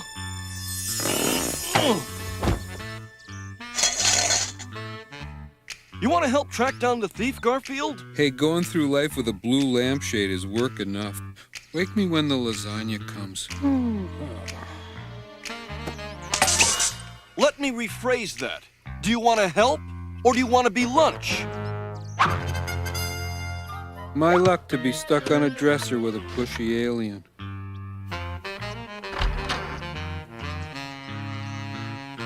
Yeah, I love that. Like, I mean, Garfield's like also like, I just want to eat lasagna. You're like, who else is stoned right now? Yeah, right? exactly. Yeah. But the other part is like with the Smurfs opening, I was just like, it's like these messages, like images. I'm like, and they have like mushroom houses, and you're like, Yeah. like, Yeah. this isn't a good look. Like, the people I want to hang out with in this show and have a blunt rotation with are Michelangelo, Garfield, Alf, and probably Slimer. Slimer would be a good hang too, I think. Like, that's my dream cartoon all-stars to the rescue blunt rotation is Alf, Garfield, Slimer, and Michelangelo. That's And I mean, Garfield, one of my favorites. Alf, one of my favorites. Alvin and the Chipmunks, I watched a ton. What about you guys? Who are your all-stars in this film? I mean, I watched a lot of Alvin and the Chipmunks. They were fun. I like Garfield though. He's great. But also, like, when I think that was if I'm remembering this correctly, when they were in his mind, Gonzo comes down, and I'm just like, that's pretty great. Like, yeah. For me, I watched a lot of Muppet Babies at the time this came out. A lot of Garfield and Friends. I know it's not well remembered, but the farm characters, the other Garfield. Yeah, I loved U.S. Acres. To me, that was better than Garfield. I thought was funnier. You know, they had like the little hatchling that only was like an egg with feet. That's some quality. And the duck who had the little raft around his waist. Yeah. Oh, I remember that. Yeah. The little water floaty. Yeah. U.S. Acres was great. I would have to say probably Garfield. I liked watching the Ghostbusters. The animated Ghostbusters was always fun. Muppet Babies, like, and I think that's why I had a problem with it as a kid and now as an adult. The characters I like were not the main characters of this show. And then like you have Michelangelo just showing up at the end, like say no, and like Michelangelo's here too, and it's like he does nothing. There is like I like the Looney Tunes, but the Looney Tune characters are not have nothing to work with here. And then you have Pooh Bear, which hangs back, so then they put Tigger in, and again Tigger is on amphetamines. Like why would you have Tigger in here? He's definitely like he's doing speed, guys. Like, I'm sorry to break it to you. I'm ruining a lot of childhoods right now. Tigger is a meth head. I'm sorry. So yeah, it was just my favorites were underutilized, and even my favorites that were utilized were not utilized in a way that was interesting, fun, or exciting. And I know we're dunking on like a 30-year-old cartoon right now, and I don't care. Somebody help me. What's happening to me? Are you okay? Huh? Now I'm seeing ducks? Oh, man. I gotta get off of these drugs. Drugs? Oh, bad news, Michael. Why don't you just say no? Well, maybe it's because I don't want to. Maybe it's because you don't know how. Let's show him how to say no. Well, you look like three fine lads. You know, I might have something here you'd like to try. Something to make you feel real good. There's a myriad wild and wonderful ways to say no. No thanks. No way. Better learn a few and take them wherever you go. No thanks, no sir. If your pal says let's get high, Here's a practical reply. Go ahead, let fly, spit right in his eye and say no. There's a myriad international ways to say no. Those drugs are so boring. All around the world, the smart guys are giving up dope. I'm in training for football. People didn't say just say no. And they tell me that works fine. Cause the bottom line's to showing your spine and say no. Now you could say beat it, get lost, get out of my face with that stuff. But that could be tactless. You may prefer cool, like this. I'll catch you guys later, okay? I've got too much homework. It's rough. I'm late for my baseball game and I'll miss my ride. My kid sister needs me. Her hamster died. Hurry home. There's no time to kill. So I'll catch you later. Like heck I will. There's a million wild and wonderful ways to say no. Guess I'm allergic. And a good excuse is something you never outgrow. It's bad for my complexion. When you pals say, let's get wrecked. Muster up your self-respect. Go on, push, eject, protect yourself, get up and go. Be the first one on your block to say. Yeah, forget it, Doc. But you forgot one. There's million, zillion wonderful ways to say no. Step back, no, demonstrate. There's million, zillion wonderful ways to say Well, and of course, we like to end every episode with a book recommendation and a film recommendation. The book recommendation is absolutely going to be Max's new book, Dare to Say No. Like you said, like you realize there was a space, to write this book that nobody had done it. And it's like, it's such a perfect example of why history is so important, because you're able to take something that all three of us, have an experience with, so many people our age have an experience with. And it's very easy to write it off as like, oh yeah, I remember that thing. But it's like, one of the historian's jobs is to be able to go in and sort of look at what puts that kind of stuff together, because even if, everyone who signed that certificate didn't stay true to it, it's like, it does have a huge part in shaping our relationships to education and the police and all these other kinds of things. So it's like, it is important to look at that stuff with a critical lens. So I think I applaud you. Definitely. Thank you for doing that. It was a fun book to write. And that's the secret part is, and I've mentioned this on here before, but it's like, I have friends who are, medievalists and do all of this, stuff where it's like, oh, I've got to read these, 600-year-old church records. And it's like, I'm going to go watch a bunch of movies. You have fun with that. Right. So for the films, I kind of think we have to do like we did with David. Let's just rank them. I don't want to assign any other reading. So Ryan, you teased some bold choices. So why don't you give us your top to bottom on this? Okay, top one. And I'm shocked about this because, as Ross knows, and as many of our listeners knows, I have a strong disdain for the 1950s, for the post-war suburban Ozzie and Harriet bullshit. I'm a historian of the 50s, and I don't like the 50s either. right. And yet, Narcotic Story, 1957, I think to me, that was the most interesting to watch, both from an academic standpoint, from a critical standpoint, and just from an entertainment standpoint. It was the most interesting, I think. There are cheesy moments. It is from 1957, but like I said, parts of it seemed downright progressive, especially for the 50s. So I like that. My second choice is going to be, it's going to have to be the 1971 with Gina. Yeah. Because Gina, again, sounds like she sounds like she'd be a fun hang. Like she would hang out with Alf. Yeah. Like even sober Gina, where she's like, hey, I told you about Strychnine and Speed. Like, Gina's the kind of recovering junkie you want to hear like all the fun war stories from. Like, 'cause they're both like, they're exciting and horrifying. Like, Gina's seen some things on the streets that's not getting out of her system anytime soon, and I want to hear all about it. So, like I said, Gina be a fun hang. Next, I'm going to have to go with Reefer Madness, only because Reefer Madness comes in at 3 because looking at it critically, looking at it from an academic or a historical perspective, it is awful. Looking at it as a stupid movie that it is, and riffing on it is a good time. So Reefer Madness slides in at number 3. I hate to say this, but the All-Stars, Carlton All-Stars is the worst of the 4 we had to watch. And you would think on paper it would be the best. It's the newest. It is it has all these cartoon characters. It like you said, it's like an Avengers mashup, meetup of all of these cartoon characters that were popular in the late 80s, early 90s. You would think it would be the best part of the best one of these 4, and it's really not. And that's a shame, because there was potential there. but it was definitely a missed opportunity in a lot of different ways. Yeah, I mean, I'm just going to switch to the top two. I will go with the drug talks for my number one. I like that we get the voice of the kids, as, with agency, talking about their experiences with this kind of stuff, almost as like a meta commentary on the first two films, where it's like we've seen what 50 years has failed to produce in talking to these kids.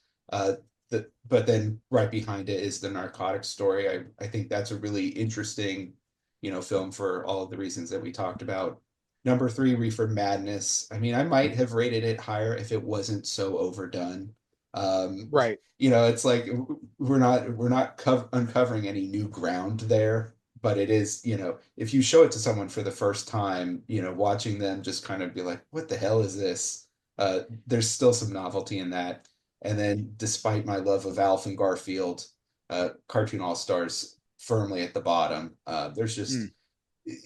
There's just not much to save. And of course, George H.W. Bush and Barbara Bush, good for them. Their son had been off of drugs but for weeks at this point. They're certainly not the biggest hypocrites, talking about saying no to drugs. But Max, how about you? Yeah. Well, I mean, I sort of had a similar, I was going to put the drug talk, the 71 one first, mostly because I mean, maybe I'm kind of drawn to the documentary part of it. It was like also, you get those voices, but there's, as I was suggesting, there's all these seeds of like what we'd see a kind of response to, of like police officers giving these lessons. Then you get D.A.R.E, like, and then also the way that, and it's, the kids are really savvy, but now we're going to like have cartoons later, right? And so that dynamic I found really interesting. The narcotic story was really interesting just because like it was a police training video, right? I'd probably put that one, if I was just thinking of like things that were interesting to watch, that one probably next, just because, I mean, it hurts me as like a critical police historian to be like, that one's going to be up there, but it's like, it was really interesting. It's a really interesting window, right, into like how police thought about professionalization and training and drugs and like all of that. So I thought that was really interesting. You're doing it for work, that's why. Yeah.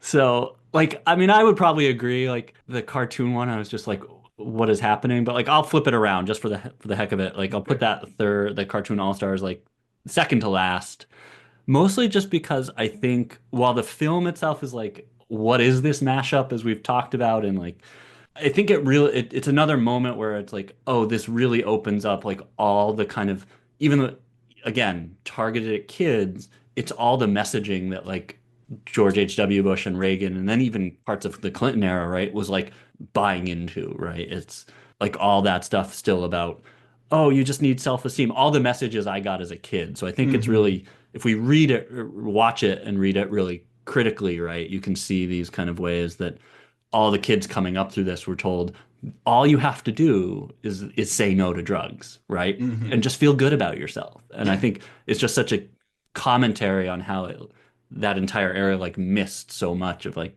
broader social, structural, political, right, like context that we mentioned as well, right? Reefer Madness, like, I mean, it's as many people, people have probably seen it or have heard it mentioned. There's parts of it where we kind of talked about, where you get through it and it's like, I can't even follow what is happening. And that was just really hard. I'm like, what is like happening? And like how do these stories fit together, besides that it's just like, and the kind of outsized notion of like what marijuana would do to you is just like kind of hard to think through, right? Like, even though there were those stories, right, that people are like, they're crazed, and all that, but historically. So I'd leave it at that. Perfect. Well, Max Felker-Kantor, thank you so much for joining us. This was a lot of fun. We had a great time. Yeah, great. Yes. Thanks for having me. It was fun. It was a cool and lonely, breezy afternoon. How does it feel when you got no food? Well, I could feel it 'cause it was the month of How does it feel when you got no food? So I left my gate and went out for a while. How does it feel when you got no food? As I passed the dreadlocks camp, I heard them say, when you got no food. Pass it on the left-hand side.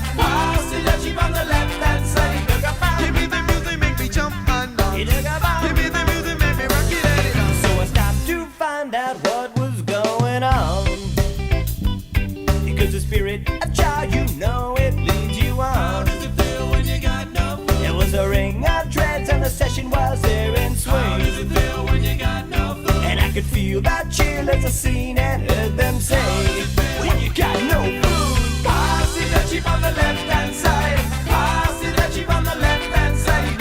Give me the music, make me jump and dance. Give me the music, make me rock it at it. Let me see, listen to the drum, me to listen to the bass. Give me little minute, let me wind up in ways. If you listen to the drum, me to listen to the bass. Give me little minute, let me wind up in ways. Pass it that cheap on the left-hand side. Pass it that cheap on the left-hand side. Give me the music, make 'em jump and dance. Give me the music, make 'em rock it at it. It was a cool and lonely, crazy afternoon. How does it feel when you got no food? Well, I could feel it 'cause it was a month of How does it feel when you got no food? And so I left my gate and went out for a while. How does it feel when you got no food? So I passed the dreadlocks, gave my heard them say, yeah, pass it that on the left-hand side. Pass it that on the left-hand side.